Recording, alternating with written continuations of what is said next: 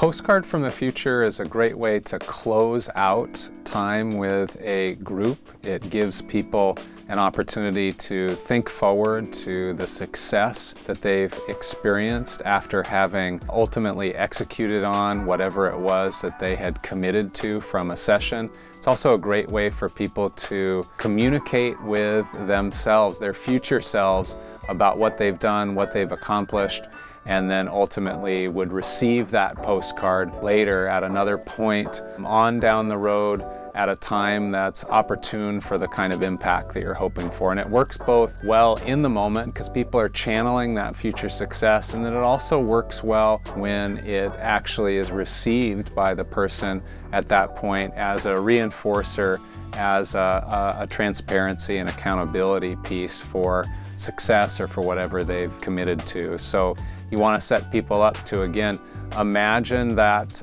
future success or something that they had committed to in the session and what it looked like to execute on that.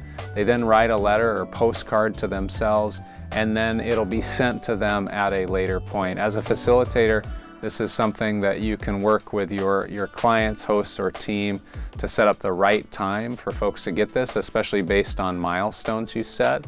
And it's always great, especially if this is a group that's regularly working together, to then have an opportunity to revisit whatever postcard they received or letter they received in the session as a touchstone around the milestones that you'd ultimately set. A couple of variations to think about on the postcard activity. One would be to imagine a state way in the future, like it's 10 years away and we're super successful. Let's say you're working with a group that's launching a brand new startup.